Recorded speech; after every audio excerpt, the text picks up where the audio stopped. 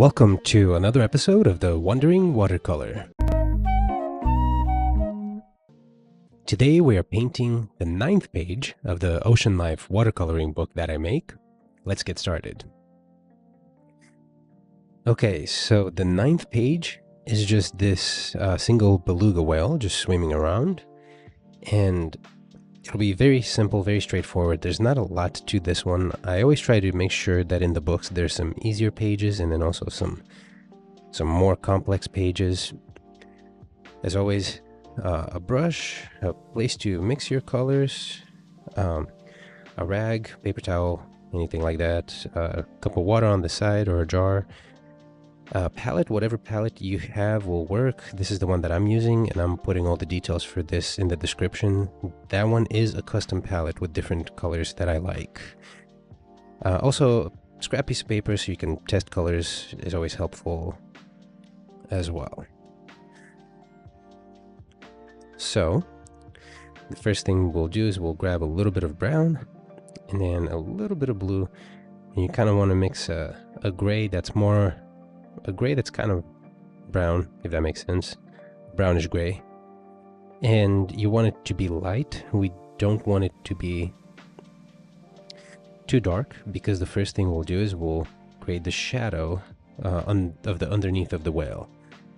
Now imagine that the light is coming from the top. Whenever you're painting ocean life, almost always, if not always, the light will be coming from the top. And so for this one, what we'll do is we'll grab the color. We'll go over here a little bit and then go all the way throughout the belly, like that, and then going up here a little bit. Now then, while the paint is wet, I'm going to rinse off my brush a bit and then dry it a little bit.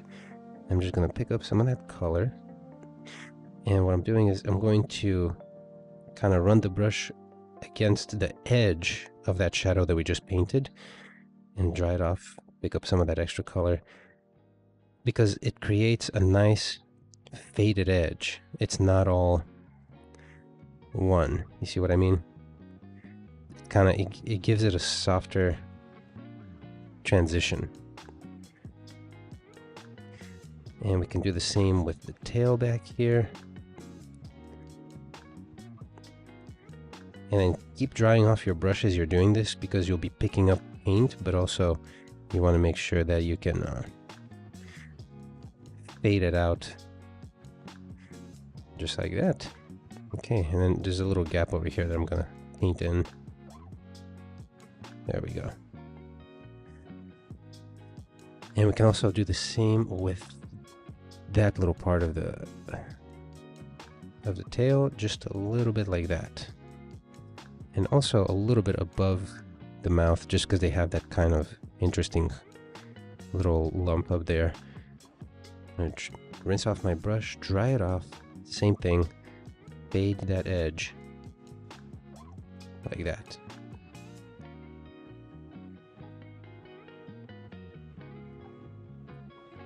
And same with this one right here. Kind of fade it out.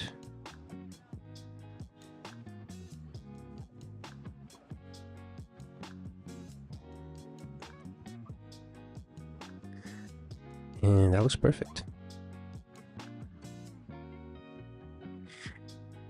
So you can see how you kind of get that nice soft edge, like you would in real life if you saw a dolphin, because they have very smooth skin. So the light, it's never like a really sharp shadow. It's always very soft in the transition.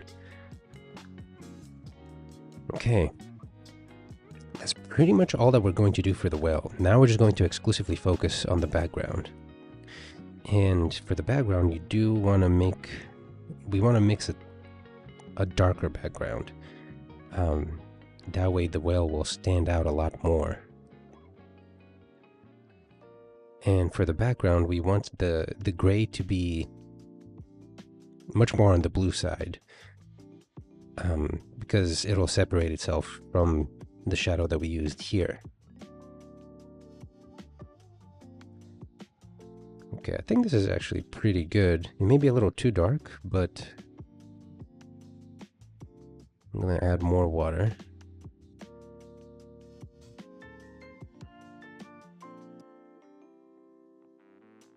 Okay.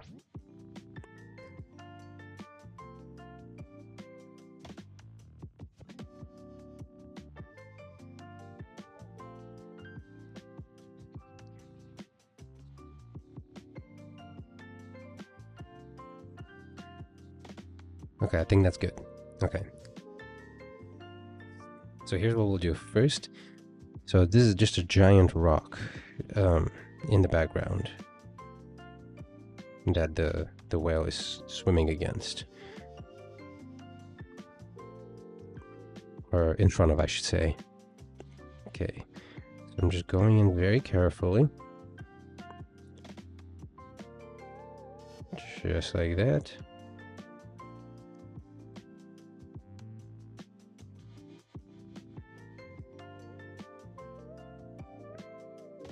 Okay. I'm just filling it in.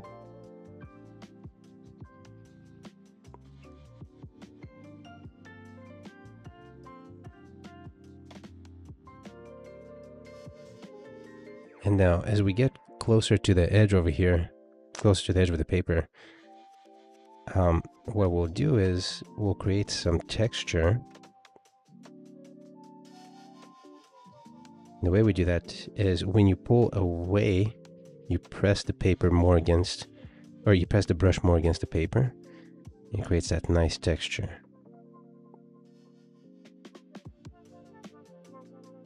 And then we'll just continue filling in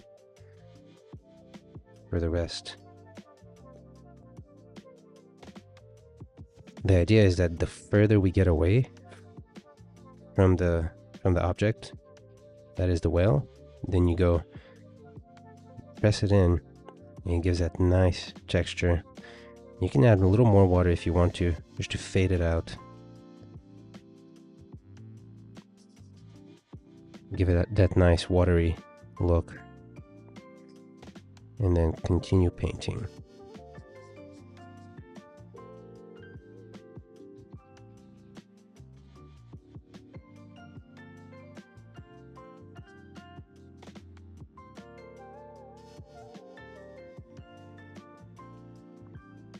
And just take your time.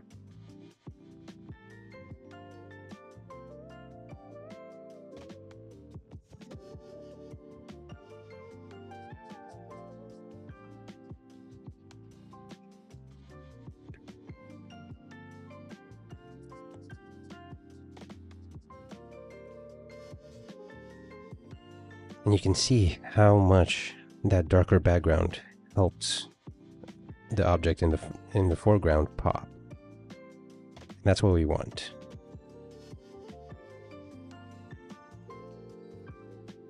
Like that.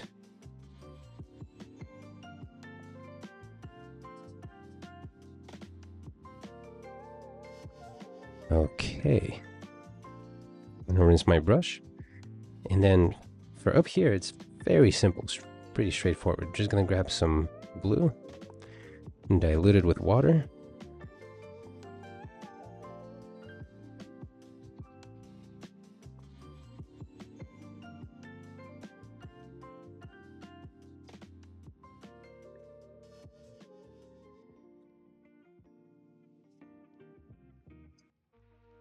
Okay, so what we'll do is we'll go ahead and we'll lay that in. It's okay if it overlaps a little bit, it's not a big deal. With the rock, that is.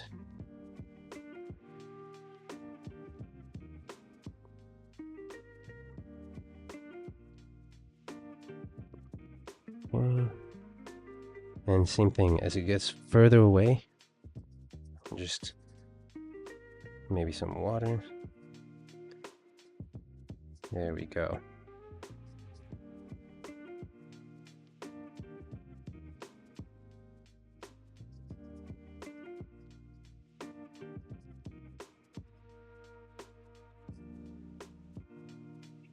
And that's all you really need for that one. Like I said, this is like probably the most simple one in the whole book, but it teaches you really well about the soft shadows and then the contrast. You can see how much more it stands out now against the background. And that's always something good to know, that you can make objects pop more depending on the contrasting colors that you use. But yeah, we are all done with this one. Okay, that was all for page 9. Now, if you have any questions, just leave me a comment or send me a message. I will try to respond right away. If you're interested in the book, it'll be in the description, along with details of all the supplies that I use. And with that, I'll see you next time.